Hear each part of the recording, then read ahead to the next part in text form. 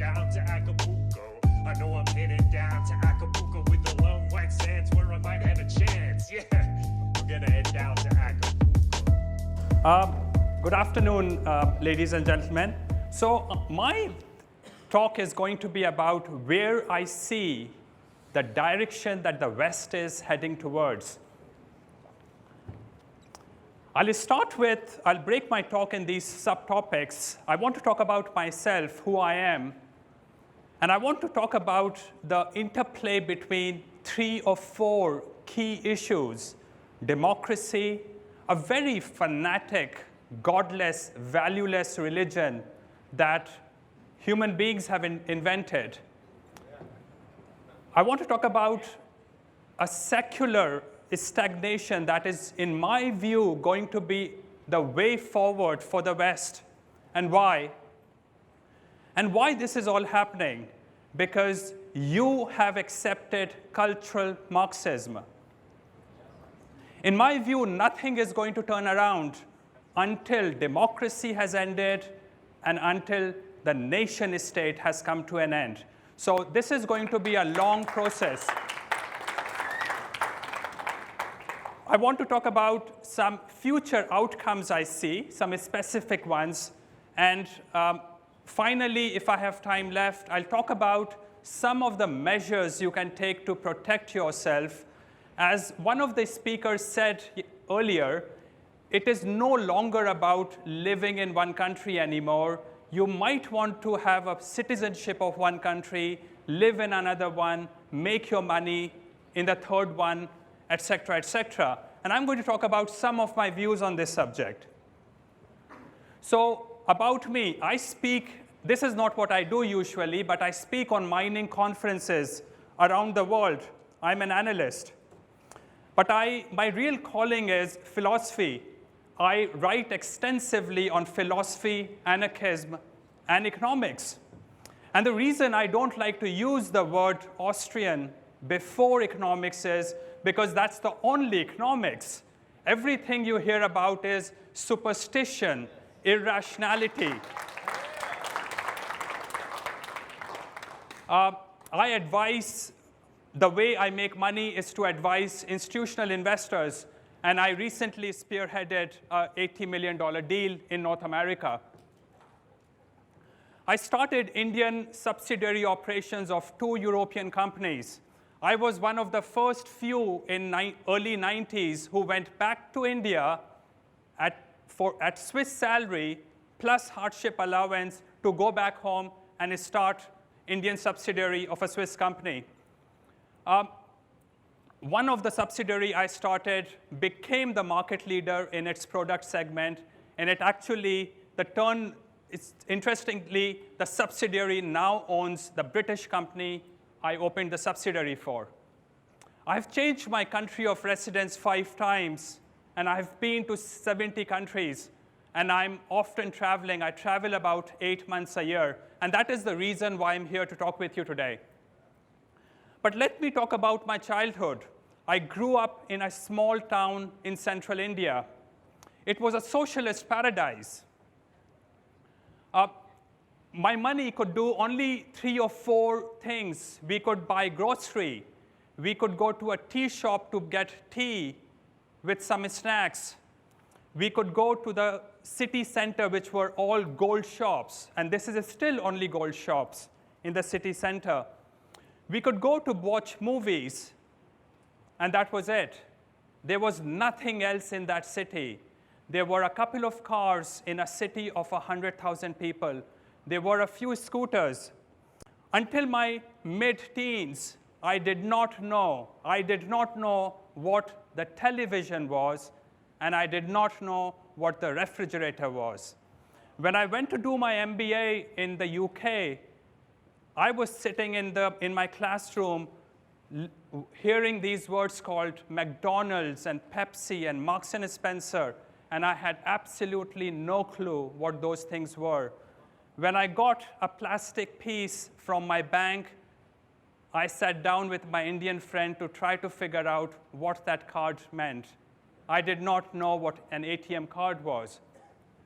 Let's talk about culturally a socialist paradise, and that might help you understand how far the West has to deteriorate. Socialist, this is the real definition of socialist paradise. It's a society that lacks rational and ethical moorings. It's a confused society, indoctrinated, corrupt, hypocritical, inhuman, and a hellhole of mentally and physically diseased. And because once your feet have slipped, once you have lost touch with reason, it only gets worse and worse. I migrated to the West, and then after several years, I left the West. And what follows is my thinking behind why I left the West. The disaster of democracy. Now, a lot of people don't define words properly. The word democracy does not mean what it used to mean. It has completely changed its meaning in the last 200 years. During the Roman Republic times, and when at the end of Age of Enlightenment, 200 years back, when democracy was adopted as the way of governance in the West, in North Europe, it had nothing to do with the democracy you have today. In both those times, only a select few were allowed to vote. These were people who were wealth generators, businessmen, artists, people who had taxpayers. And these were the kind of people, a select minority of the population that was allowed to vote. But today, democracy has changed its meaning completely. Everyone has the right to vote. And that is where the problem is. Because this minority, which earlier had the right to vote, they influence nothing. You can shout as much as you want to, ladies and gentlemen. Your voice goes unheard in the West today. What votes today is the masses. They decide who runs the government. The least competent people decide who runs your system. So in my view, what happened was that West peaked morally and intellectually about 200 years back, and you have been in a slow decline, except for the fact that economic growth continued, so you did not really feel this decline in moral and intellectual aspects of the Western civilization. Let me digress. Most of my talk is about the West, but let me digress a bit to tell you about democracy. In the last few decades, what has been happening? In popular culture, World Bank, IMF, all the big Western governments will claim that democracy brings equality, liberty, freedom. And a lot of libertarians think that democracy is somehow synonymous with freedom and liberty. They think democracy leads to reduction in tyranny, and they think that democracy leads to reduction in wars. Amartya Sen, a famous professor of economics in the UK, he got Nobel Prize. He wrote a book on how democracy leads to reduction in wars. And ladies and gentlemen, that's pure bullshit.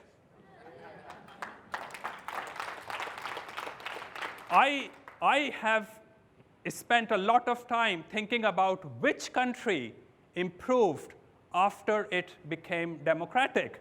So let's consider examples of the last few decades. Virtually all of Africa has, in phases, accepted democracy. Africa is a complete disaster. I still go to Africa several times a year. It's a complete disaster. It will blow up at one point of time.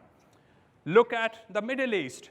Exactly the countries that adopted democracy at some time in the past are the countries that are worse off today than non-democratic countries in the Middle East.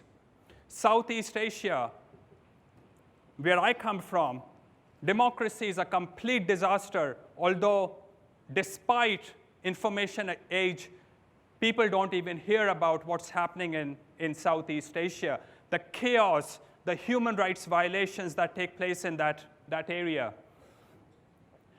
So, and look at Myanmar. I mean, people are so euphoric about what's happening in Myanmar. It's probably facing the worst genocide of this century right now. Syria, a lot of my friends, libertarian anarchist friends, were very euphoric about Arab Spring. They thought it was a move towards democracy. This is what Arab Spring has brought us, Syria and the migrant crisis in Europe.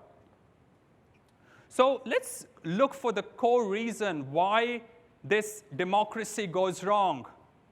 Because, ladies and gentlemen, anywhere in the world, even in the most enlightened societies, Switzerland, places in Scandinavia, the majority of people, I would say anything between 70 to 95% of the people do not think. They will not think, and they would rather die than think. These are the people who vote in your elections. Problem is that for governance, you need thinking, you need reasoning, you need to plan about tomorrow, but the masses cannot think about tomorrow. They are driven by their animal instincts. They want everything now. They are driven by their survival needs, and they are driven by feelings, not reason. Democracy must, therefore, end up in bread and circuses, and then collapse. That's what happened in Rome, and that's what's going to happen in the West, and a lot of other countries outside the West as well. Let's talk about this secular stagnation that's happening in the West. A lot of people I respect, Austrian economists, people I follow, 10 years back believed in that the US dollar would collapse. Ironically, US dollar has been among the best performing currencies in the world. And I fully believed in it. I shorted US dollars in Canadian dollars. I have lost a lot of money. And I claim to be an advisor. Asset prices. I shorted American stock market. What has happened to the American stock market? It has gone up hugely. The reason these people explained was, and they were quite right and rational, that when you print so much of fiat currency, your paper must collapse in perceived value. If you print so much fiat currency, malinvestment must take place, which means that asset prices should have collapsed. The stock market did not. There was an expectation of hyperinflation in the US. Quite rightly, if you print so much, hyperinflation should have happened. But we can argue about inflation numbers, but I'm sure all of you will agree there is no hyperinflation in the US. Moreover, people were talking about shorting European and American bonds. The irony is that not only these bonds have done very well, they today trade for negative yields. But, of course, these federal bank people were not really geniuses because they were printing all this fiat currency to start manufacturing. Alas, Europeans and Americans and Canadians are not investing. In Europe, you can buy sovereign bonds for negative yields. I think there are about 12 countries whose bonds trade at negative yields. And in the US, publicly listed companies sit on a total of about $4 trillion, or that's the figure I know of. So what went wrong? What went wrong is that regulations have suffocated your economy. You are repressed in terms of businesses, entrepreneurialism, and creativity. Everyone, the first thing when you think about creativity, you think about where regulators might trouble you these days. Everyone is obsessed with regulators. In my view, the reason why bonds are trading at negative value, the reason why stock market has gone up so much is because negative yields is slowly being perceived by the West as the future. Now, this is a new concept, negative yields, in the West, or at least among the people I know. They did not really know about the negative yields. But in the mysterious lands of the Middle East and Southeast Asia, one of which I grew up in, negative yields is everywhere. What is negative yields? The natural state of humanity, of the universe, is entropy. Everything has a tendency to disintegrate with time. But the Western civilization found something very valuable. They found a glue that not only stopped disintegration, it allowed for accumulation to take place. And that was the concept of reason. Greco-Roman philosophers found the concept of reason, which is what differentiated the Western civilization from the rest. And by rest, I mean virtually everything outside the West. But something, as I said, once the West started accepting democracy, it was already losing its foothold on reason. It was preparing itself to accept cultural Marxism, where self-responsibility was going to be taken over by entitlements. Today, young people in the West think it's their right to get something.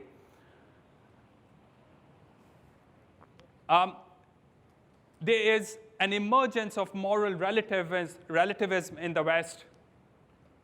And a lot of people today worry about security rather than liberty and freedom because they are so well fed and so well catered to that they don't really care about liberty anymore. Now, this is the problem. This is what I experienced growing up in India. I still spend several months a year in India, and things are not changing. India has been a shithole for the last thousands of years, and it will continue to be one for many generations. Why is the West losing its concept of reason? And the reason is simple. Masses go by feelings. Masses cannot think about tomorrow.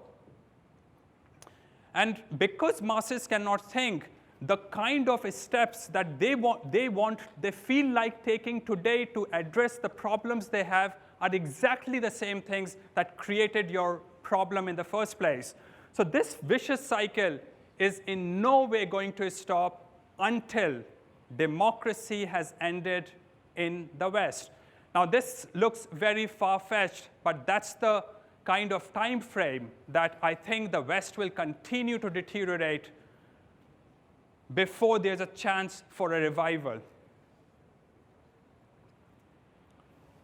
I don't know how much time I have left.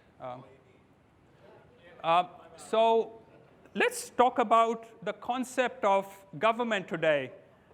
200 years back, again, I'm going 200 years back, end of Age of Enlightenment. Governments, the people who worked for the government were selected out of the society. They were invited to work for the government. Now, I'm not saying these were saints in any way, but these were people from businesses. They were wealth generators. They were artists who were invited to work for the government. These were not professional bureaucrats. They were not professional politicians. This was only a part-time job for them, and usually they were not paid. Today, what do you have? These people go from mommy's lap to study in an Ivy League college, and then they go to earn a $250,000 salary working in Washington. The problem is that these people have zero real-life experience. They live in clouds somewhere. Even if they are so-called honest, they have no concept of what ground looks like and feels like. And they have absolutely, and these people have absolutely no clue how wealth is generated. I have started and run several businesses, and I know how painful it is to make money and how to start a business. But these guys have no problem. They have never generated wealth, so they have absolutely no problems enforcing increasing amount of regulations on your life because they don't understand it, and they trade favors among themselves anyway. And masses have no problems with that, and that is about maybe 70 to 90% of the population, because they are net beneficiary. They don't do businesses. They are not creative. They worry about their weekends when they go to the office Monday morning.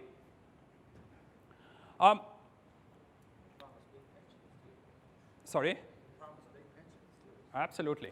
So so remember this thing. Government structure is the same. The kind of people who ran governments 200 years back were relatively much more competent than what you have today in the West. At the same time, 200 years back, your economies were almost 70 to 90% agricultural economies. Agriculture is a minuscule part of your economies today. It has become an extremely complex economy in the West, but the government structure is still the same. Now, there is another problem. These governments today are structured to continue to grow in size. And this was possible. Governments have grown continuously in the last 200 years. Now, when government were growing, at the same time, economies in the West was growing continuously because there was an effect of industrial revolution is still continuing in the society. We have accumulated wealth. Technology has enabled continual economic growth in the West. Unfortunately, what you see today is a stagnation in the economy. So as I said, government are structured the same way as they were structured 200 years back.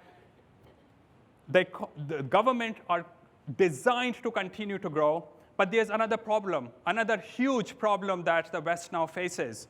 They are today designed in a way that they will grow the most when the economy stagnates because welfare payments will kick in. This sets you in a very vicious cycle. Now, it's very hard to predict the future, and I try to predict the future. As I said, as an advisor, I made many mistakes, and I continue to make a lot of mistakes.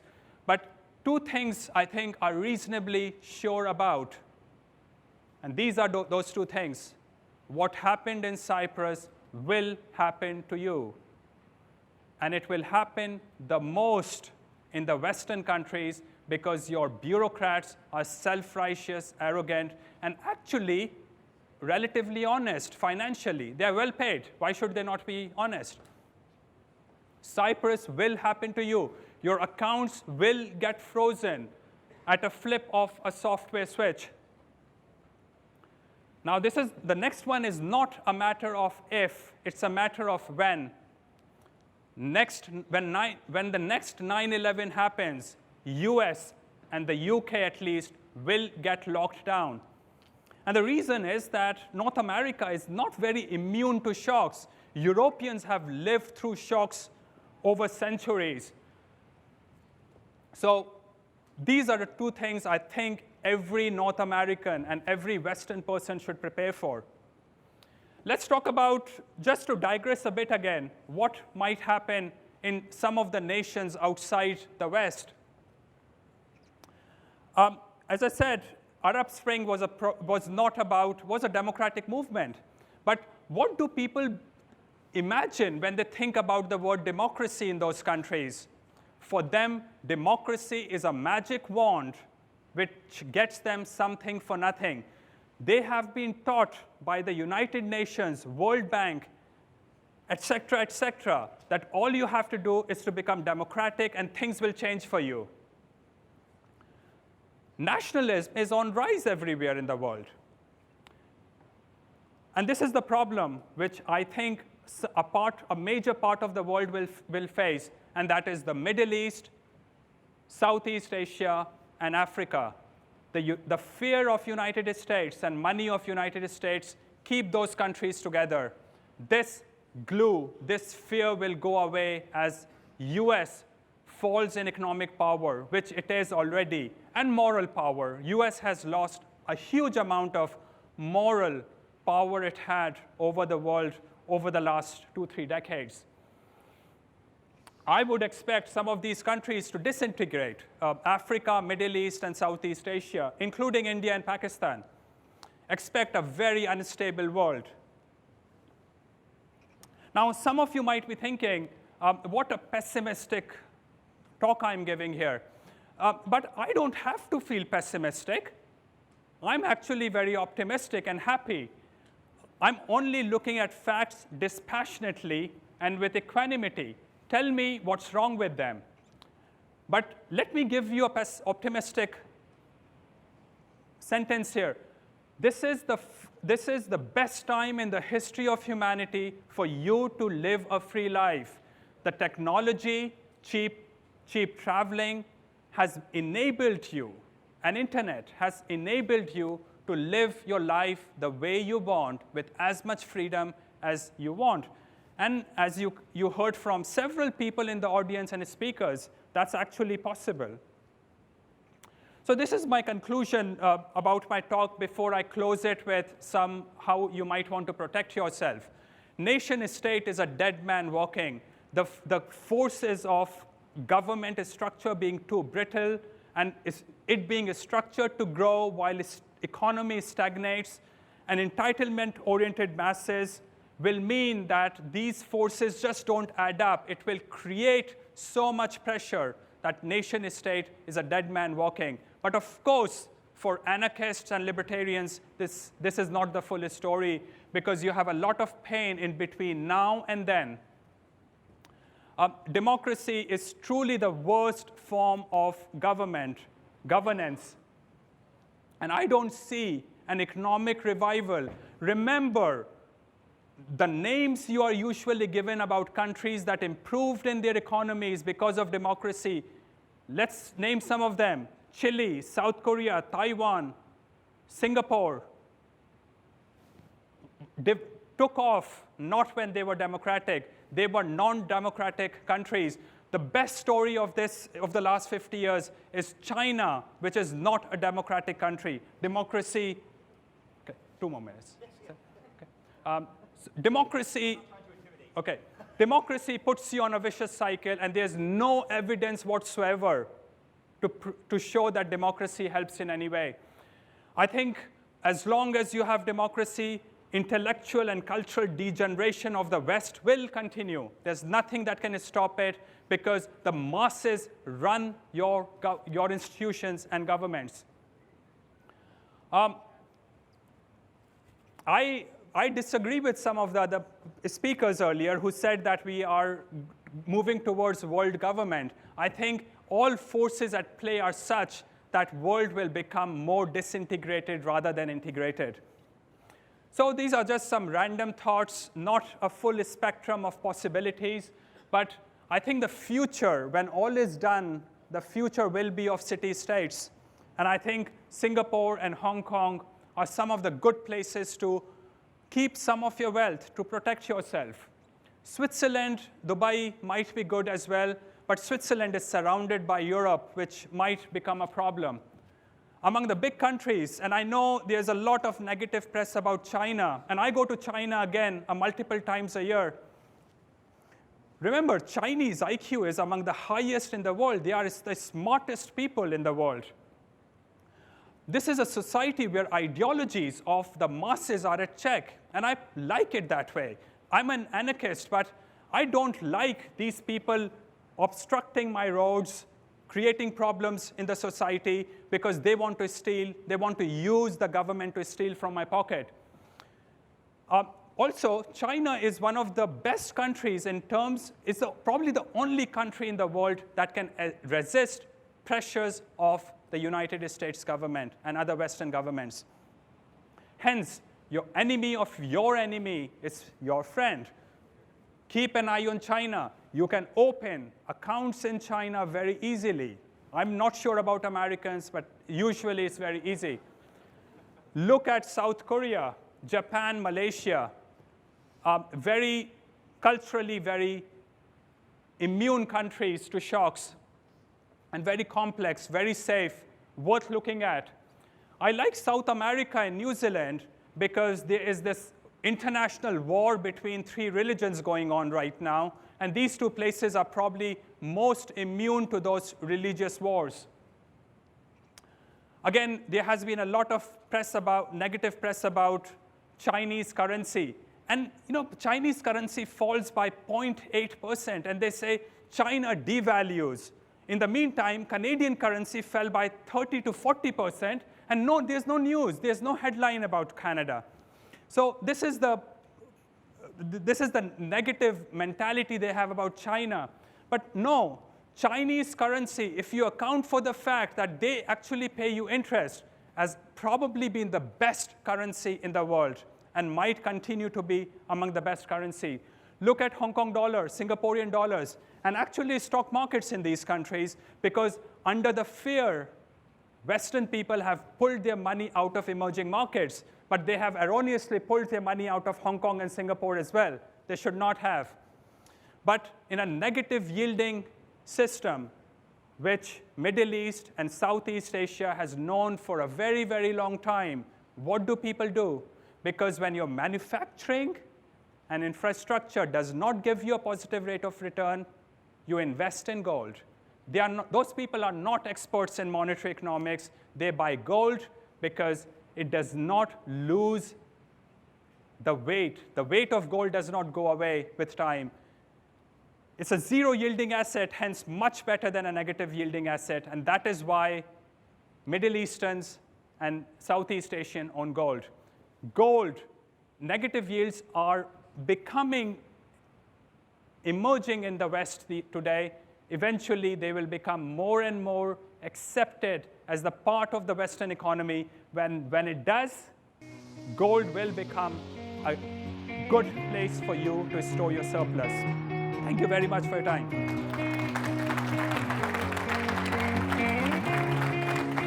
I want to dance by water beneath the Mexican sky.